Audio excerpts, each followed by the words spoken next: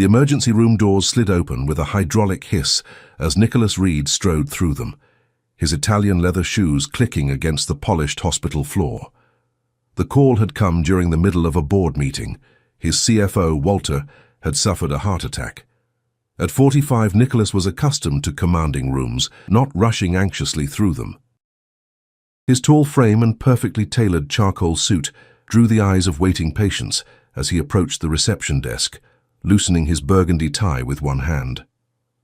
"I'm here for Walter Brennan," Nicholas announced, his deep voice carrying the authority that had helped build Reed Enterprises into a multi-billion-dollar tech investment firm. The receptionist looked up, recognition flickering across her face. "Mr. Reed, yes, Mr. Brennan is in treatment room 4. The doctor is with him now." She gestured toward a corridor to the right.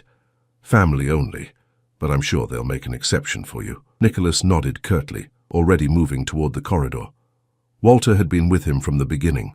When Reed Enterprises was nothing more than an ambitious idea in a rented office space, more than just his CFO, Walter was the closest thing Nicholas had to family these days.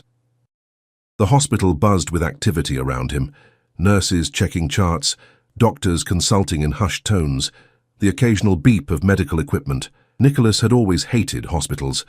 They reminded him of loss and vulnerability, two things he'd worked hard to eliminate from his life. As he turned the corner toward treatment room 4, his gaze drifted through the half-open door of treatment room 2. Nicholas froze mid-step. Sitting on the edge of an examination table was a woman whose profile he would recognize anywhere. Her honey-blonde hair was shorter now, falling just below her shoulders, instead of the waist-length style she'd worn during their marriage. Even in the unflattering fluorescent light, Amanda's face maintained the gentle curve of cheekbone and determined chin that had captivated him 12 years ago. 5 years had passed since their divorce was finalized.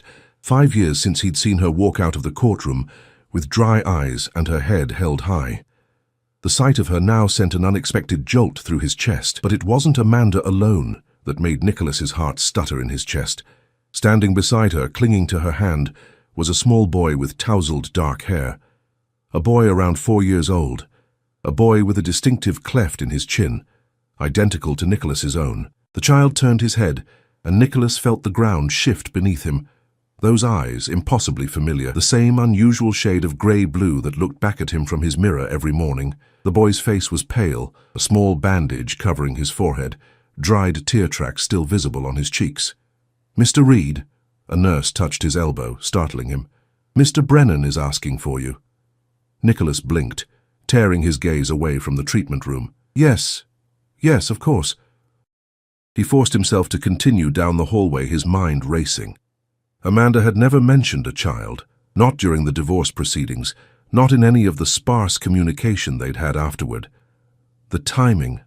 The boy appeared to be 4, maybe almost 5. Their marriage had ended 5 years ago, but they'd been separated for months before that. The final breakdown had come after years of growing apart, of Nicholas working 16-hour days, building his empire, while Amanda grew increasingly distant. The last straw had been the miscarriage, their third. The loss had hollowed Amanda out, while Nicholas had retreated further into his work, unable to face the grief. Walter was propped up in bed when Nicholas entered treatment room 4, looking smaller and paler than Nicholas had ever seen him. Wires connected him to various monitors, but he managed a weak smile. "Dramatic way to get out of a budget meeting, isn't it?" Walter joked, his voice raspy. Nicholas forced a smile, moving to his friend's bedside. "How are you feeling?" "Like an elephant is sitting on my chest. Doctor says it was a mild heart attack. They're keeping me overnight for observation." Nicholas nodded, but his thoughts kept drifting to the boy in the next room. Amanda's son. Could he possibly be? "You look like you've seen a ghost," Walter commented, studying Nicholas's face. Nicholas hesitated. "Amanda is here, in the next room." Walter's eyebrows shot up. "Amanda? You're Amanda?" "She's with a child. A boy." Nicholas's voice dropped. "He looks like me, Walter." Understanding dawned on Walter's face. "How old?" 4, maybe 5. Walter let out a long breath. "Jesus, Nick." The doctor entered then, clipboard in hand, temporarily postponing the conversation.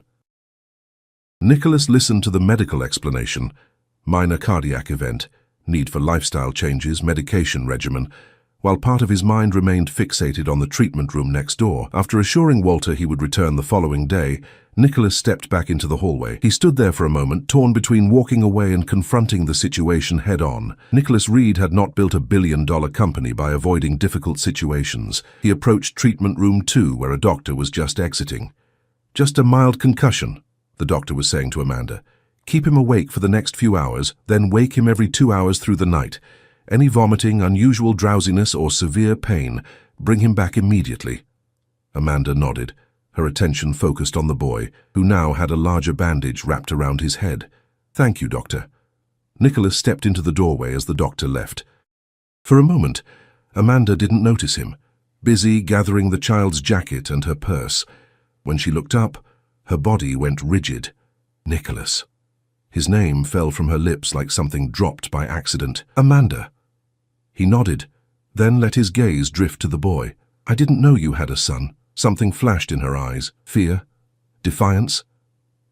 "This is Lucas. He fell off the playground equipment at school today." Lucas looked up at Nicholas with curious eyes. "My head hurts," he announced matter-of-factly.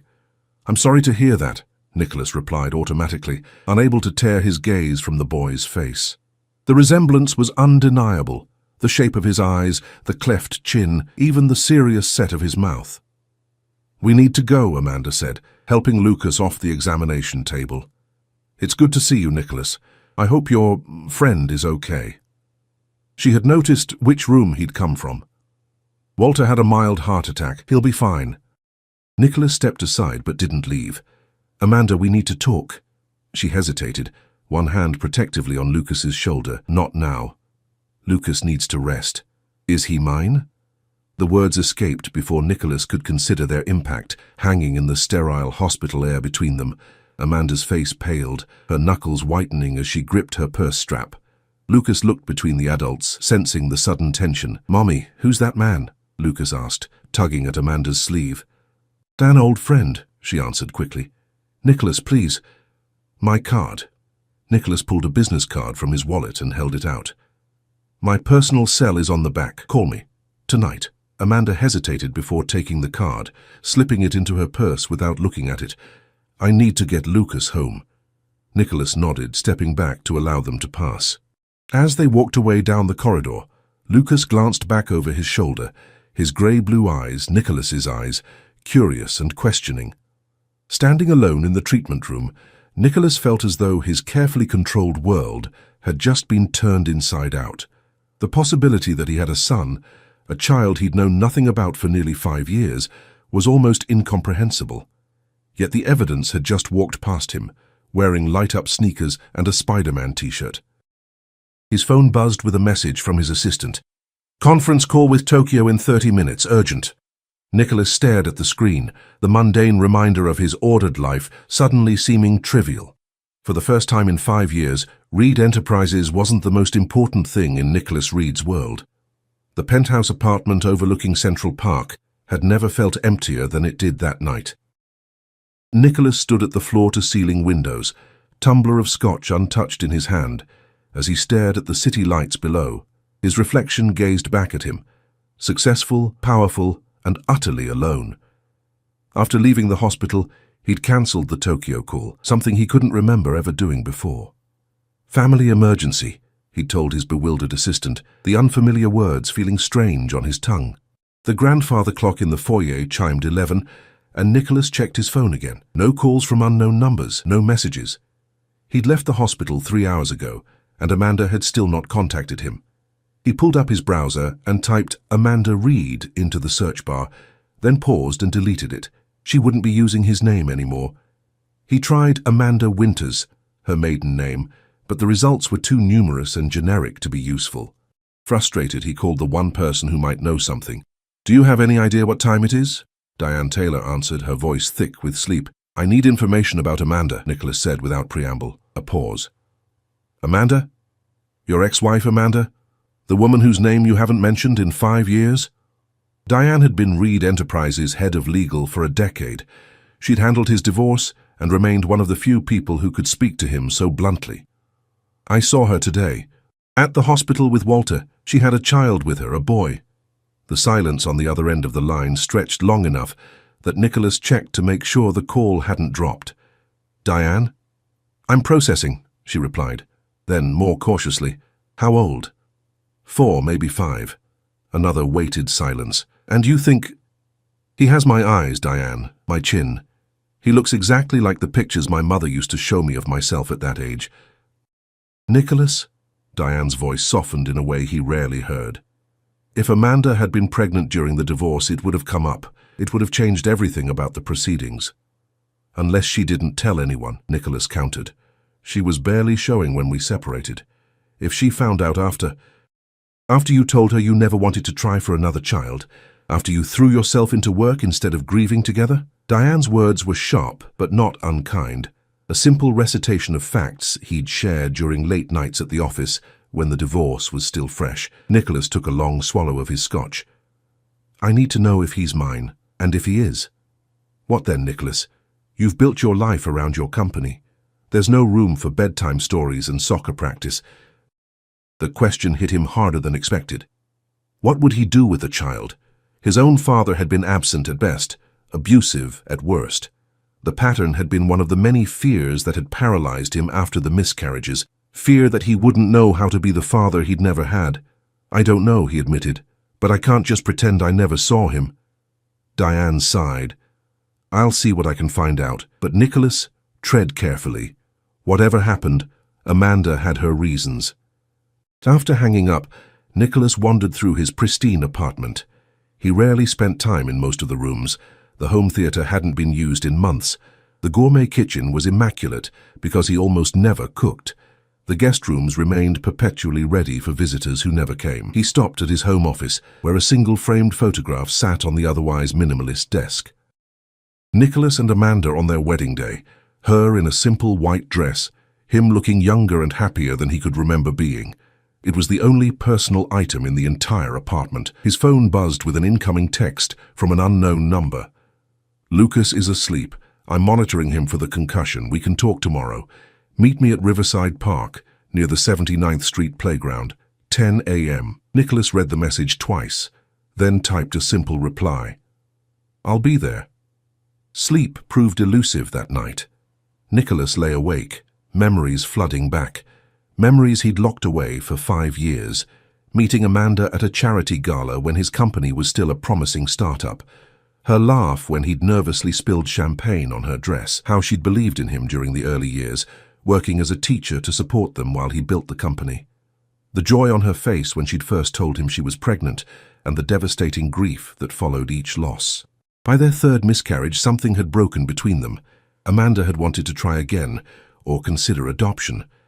Nicholas had retreated into work, unable to face another loss, terrified of his own inadequacy. The more Amanda had reached for him, the further he'd pulled away. When morning finally came, Nicholas dressed with unusual indecision. His closet full of tailored suits suddenly seemed inappropriate. He eventually settled on dark jeans and a cashmere sweater, still expensive but less formal. The autumn air was crisp as he walked through Riverside Park. Fallen leaves crunched underfoot, and the Hudson River gleamed in the morning sunlight. Nicholas spotted her from a distance. Amanda sat on a bench watching Lucas, who was carefully collecting colorful leaves from the ground. She wore a simple burgundy coat, her blonde hair pulled back in a ponytail. As Nicholas approached, he was struck by how little she'd changed and how much. The soft curves of her face had sharpened slightly with maturity, and there was a confidence in her posture that hadn't been there before. "Mommy, look at this one. It's red and yellow," Lucas exclaimed, holding up a maple leaf for inspection. "It's beautiful, sweetheart," Amanda replied, then tensed as she noticed Nicholas approaching. Lucas followed her gaze, his eyes widening with recognition. "It's the man from the doctor place," he announced. Nicholas stopped a few feet away, suddenly uncertain. "Good morning." Amanda stood, smoothing her coat. "Lucas, can you keep finding the most colorful leaves? I need to talk to Mr. Reed for a few minutes." "Is he your friend?" Lucas asked, studying Nicholas with undisguised curiosity. "Yes," Amanda answered after a moment's hesitation. "An old friend." Lucas seemed to accept this, returning to his leaf collection but glancing up occasionally at Nicholas. "He seems to be feeling better," Nicholas observed, as Amanda led him to a bench a short distance away, still within sight of Lucas. "Children are resilient." She sat down, hands folded tightly in her lap. "He has a hard head." "Like his father?" Nicholas asked quietly. Amanda closed her eyes briefly. When she opened them, they held a mixture of resignation and determination. "Yes." Like his father. The confirmation, though expected, still hit Nicholas like a physical blow. "Why didn't you tell me?" "When should I have told you, Nicholas? When you were telling me you couldn't handle another loss? When you were working 20-hour days to avoid coming home? Or maybe during the divorce, when you made it abundantly clear that your company was the only thing that mattered to you?" Her words weren't angry, just tired, as if she'd rehearsed this conversation in her head many times. "I had a right to know," Nicholas insisted. "Yes, you probably did," Amanda conceded. "But I also had a right to protect my child from being another disappointment in your life." The statement stung with its accuracy. "How did you keep it from everyone? The lawyers, the court?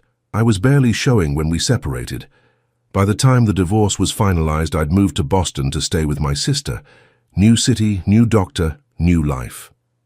She watched Lucas as she spoke, her expression softening. The pregnancy was high risk after the previous miscarriages.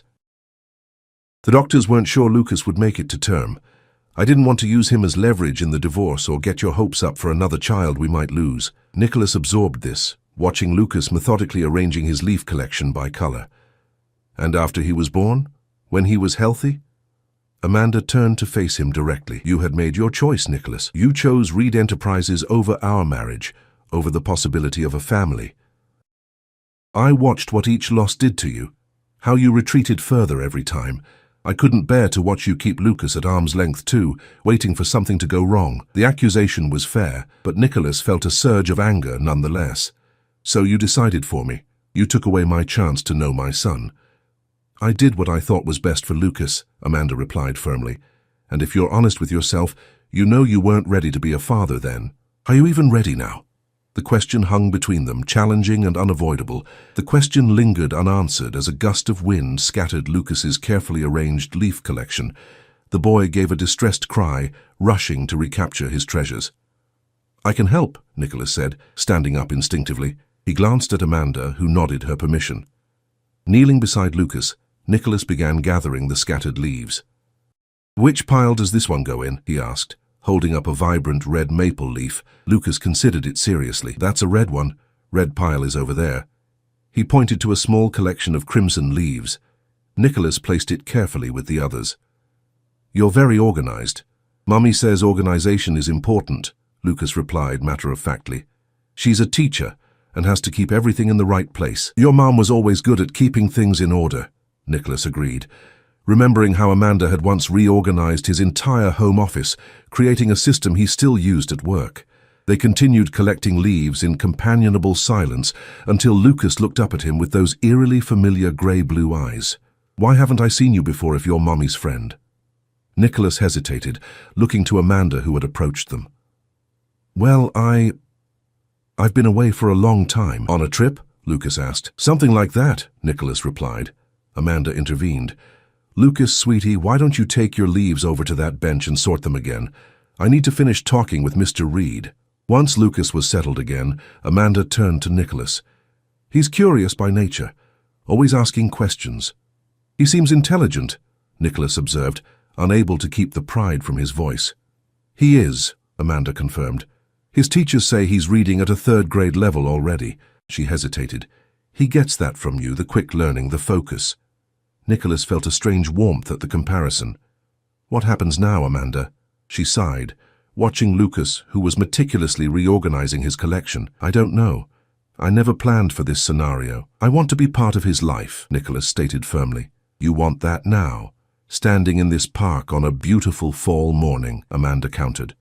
"But what about next week when markets crash in Asia, or when a competitor threatens your latest acquisition? What happens to Lucas then?" The accusation stung because of its accuracy. Nicholas had always prioritized work in their marriage, especially when emotional complications arose. It was his refuge, his area of complete control. "I've changed," he said. Amanda's expression was skeptical. "Have you? Really? When's the last time you took a weekend off or a vacation? When's the last time anything or anyone was more important than Reed Enterprises?" Nicholas opened his mouth to argue but stopped himself. When had anything taken precedence over work in the past 5 years? "I understand your concerns," he said instead, "but he's my son. I deserve a chance to know him." "And what does Lucas deserve?" Amanda challenged. "A father who drops in when it's convenient and disappears when work calls. Because that's what destroyed us, Nicholas. Your inability to put family first." Before Nicholas could respond, his phone rang. The screen displayed Walter Hospital. He hesitated, finger hovering over the decline button. "Go ahead," Amanda said, noticing his dilemma. "Old habits die hard," Nicholas answered, turning slightly away. "Walter, how are you feeling?" "Better," his CFO replied. "But that's not why I'm calling. The Miyazaki deal is imploding. They heard about my heart attack and they're getting cold feet, wondering if Reed Enterprises is stable enough for the merger." Nicholas felt the familiar pull of business crisis. "Have Allison draft a press release about your condition being minor. I'll call Miyazaki myself this afternoon. They want to meet in person. Their plane lands at noon." Nicholas glanced at Amanda and Lucas. "I'm in the middle of something important. $30 billion important," Walter pressed, "because that's what we stand to lose if they walk." The old Nicholas would have already been calling for his car. But now, watching Lucas carefully placing a yellow leaf in his collection, he felt torn in a way he never had before. "I'll call you back in 5 minutes," he told Walter before hanging up. Amanda was watching him with a knowing expression. "Let me guess. Crisis at work?" "Yes," he admitted. "But, go," she said, her voice resigned. "This is exactly what I was talking about, Nicholas. Some things never change." "This isn't the same," Nicholas insisted. "I just found out about Lucas yesterday. You can't expect me to completely reorganize my life overnight." "I don't," Amanda replied, "but Lucas needs consistency, not a father who appears and disappears based on his work schedule." She pulled a small notebook from her purse, jotted something down, and handed him the page. "This is my address and home phone. When you've decided if you're truly ready to be a father, not just when it's convenient, call me." Nicholas took the paper. "I want to see him again." "Prove it," she challenged. "Show me you can make space in your life for him." Nicholas pocketed the paper and approached Lucas, kneeling to eye level. "I have to go now, Lucas, but it was nice meeting you." Lucas looked up. "Are you coming back?" The question was innocent but weighted with implications Nicholas couldn't possibly explain to a 4-year-old. "I'd like to," he answered honestly. "Okay," Lucas said easily, offering Nicholas a red-orange leaf. "You can have this one, it's the best one." Nicholas accepted the gift with surprising emotion tightening his throat. "Thank you. I'll keep it safe." As he walked away, Nicholas heard Lucas ask Amanda, "Mommy, why does that man look like me?" The Miyazaki meeting stretched into evening, with Nicholas operating on autopilot. His mind kept drifting to the park, to Lucas and his serious expressions, to the leaf now carefully preserved between the pages of his planner. The Japanese executives finally seemed reassured about Walter's health and the stability of Reed Enterprises, signing the preliminary merger agreement just after 7. When Nicholas finally returned to his penthouse that night, the emptiness struck him anew. He wandered from room to room, seeing the space through different eyes. The glass coffee table with sharp corners, the absence of anything colorful or playful, the pristine white furniture that would show every smudge from small hands. It was a home designed for a solitary businessman, not for a child's visits. His housekeeper, Mrs. Chen, found him sitting in the dark living room. "Mr. Reed, I was just leaving. Do you need anything?" Nicholas looked up. "Mrs. Chen, do you have grandchildren?" Surprised by the question, she nodded. 3 boys. "What would this place need to be child-friendly?" Mrs. Chen's eyebrows rose. "Child-friendly, sir?" Nicholas stood, suddenly energized. "Yes, if a young boy, around 4, were to visit, what would make this place more welcoming for him?"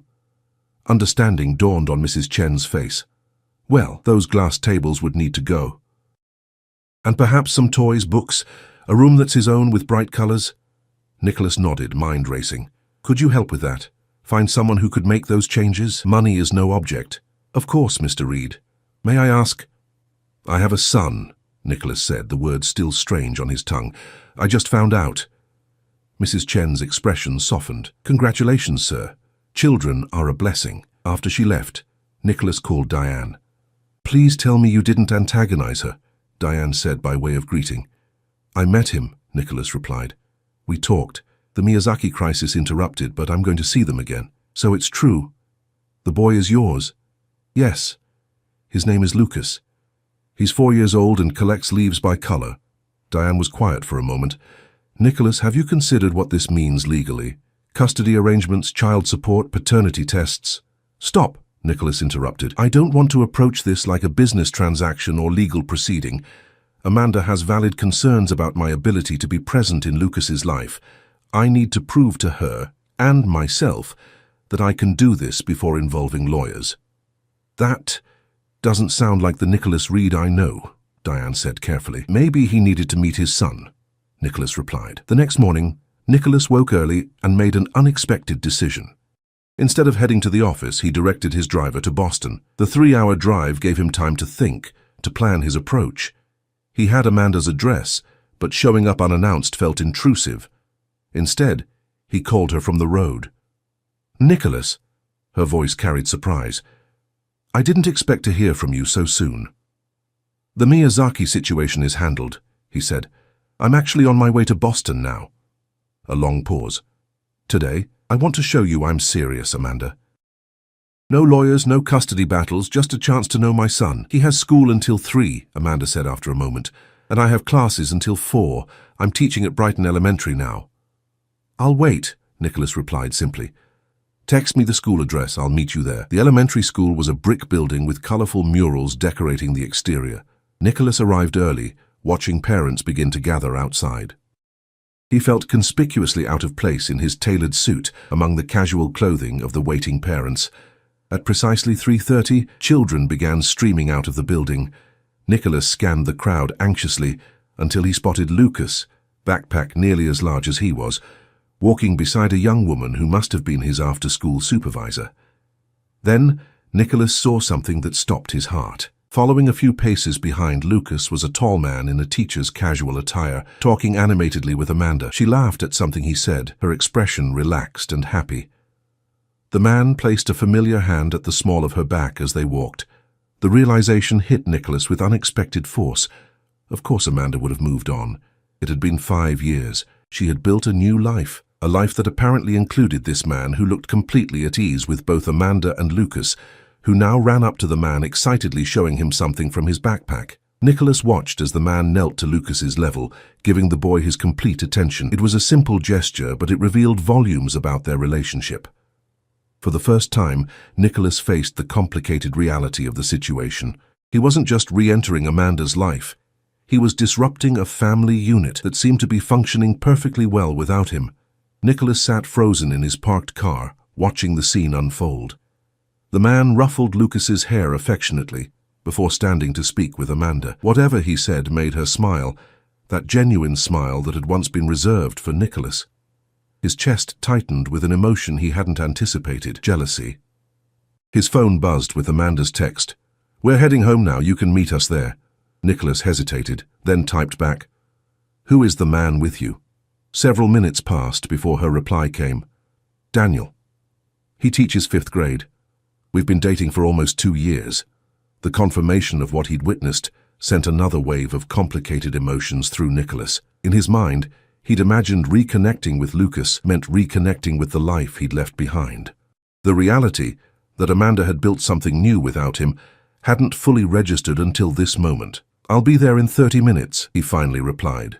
Amanda's home was a charming Victorian in a tree-lined neighborhood of Boston. Full decorations adorned the porch, and a child's bicycle lay on its side in the front yard.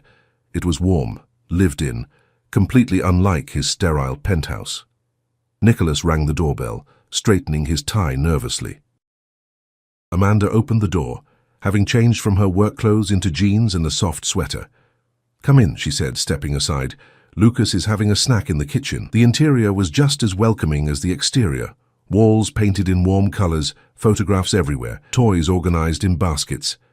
It looked like a home from a magazine spread on family living.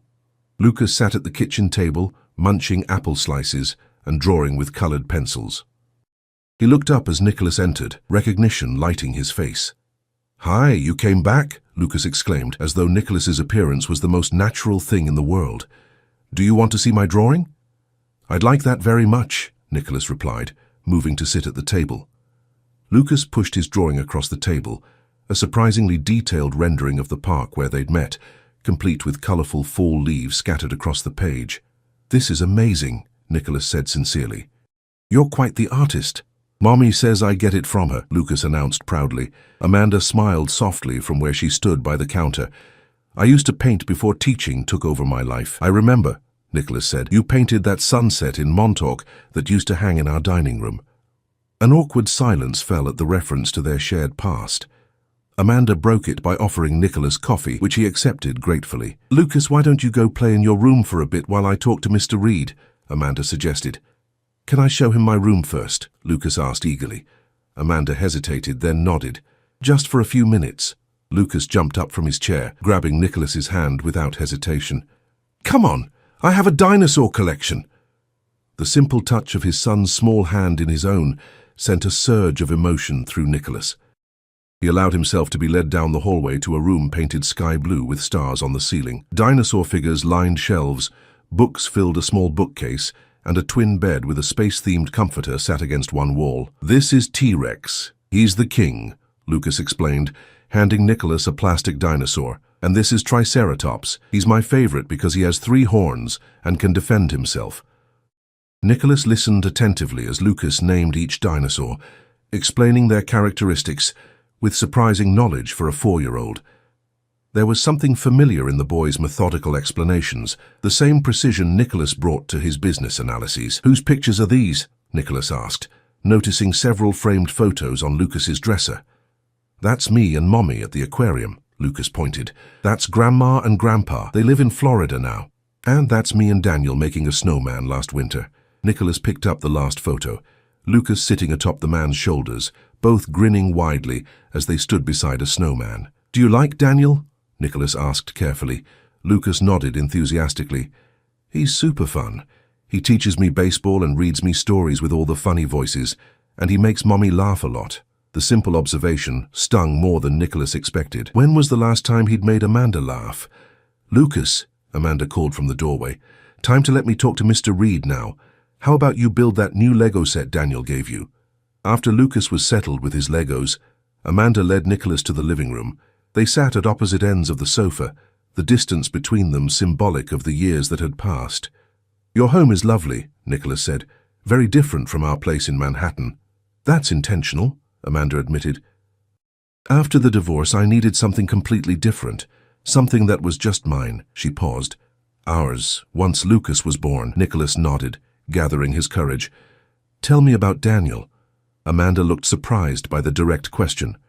"We met at school. He's kind, patient, great with Lucas." She hesitated. "He's asked me to marry him." The revelation hit Nicholas harder than expected. "Have you said yes?" "Not yet," Amanda replied, watching his reaction carefully. "It's complicated. Especially now with you knowing about Lucas." Nicholas leaned forward. "Amanda, I want to be clear about something. I'm not here to disrupt your life or try to win you back. But Lucas is my son, and I want the chance to know him." She studied him for a long moment. "The Nicholas I knew would have immediately called his lawyers and demanded custody arrangements. I'm not that man anymore," Nicholas insisted. "At least I'm trying not to be." "What changed?" Amanda asked skeptically. Nicholas took out his wallet and carefully removed the leaf Lucas had given him, now pressed flat and preserved. "This changed me. Seeing him, talking to him, it put everything into perspective." Amanda's expression softened slightly.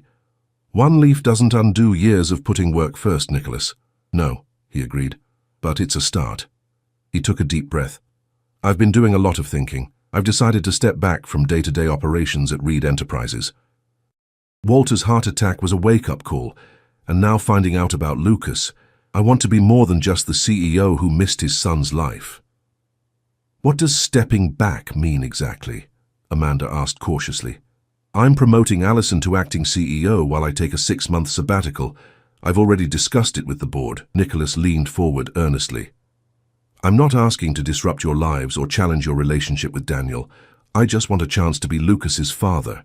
Amanda was silent for a long moment. "Lucas has school and activities here in Boston. His friends, his routine." "I've been looking at properties in Boston," Nicholas replied. "Nothing permanent yet, but somewhere I could stay when visiting. Eventually, maybe somewhere I could live part-time. Amanda's eyebrows rose in surprise. You'd leave New York, your company? For my son? Yes. The certainty in Nicholas's voice surprised even him. I've achieved everything I wanted professionally, Amanda, but success means nothing if you have no one to share it with. The front door opened, interrupting their conversation. Daniel stepped into the living room, stopping short when he saw Nicholas. Sorry, I didn't realize you had company, he said, confusion evident on his friendly face. Amanda stood. Daniel, this is Nicholas Reed. Nicholas, this is Daniel Harris. Recognition dawned in Daniel's eyes as he extended his hand. Amanda's ex-husband. I've heard a lot about you. Nicholas shook his hand, noting the firm grip and direct gaze. All terrible, I'm sure. Daniel smiled slightly. Actually, no. Amanda doesn't speak ill of you, especially in front of Lucas. The response surprised Nicholas and raised his estimation of both Amanda and Daniel. Before he could reply, Lucas raced into the room. Daniel, look what I built, he exclaimed, holding up a half-constructed Lego spaceship. Wow, buddy, that's coming along great, Daniel replied, kneeling to examine it. He glanced up at Nicholas, then back at Lucas. Hey, Lucas, do you know who this is?